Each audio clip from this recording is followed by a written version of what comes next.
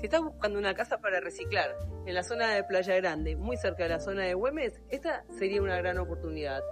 Y además está construida sobre un lote de 450 metros.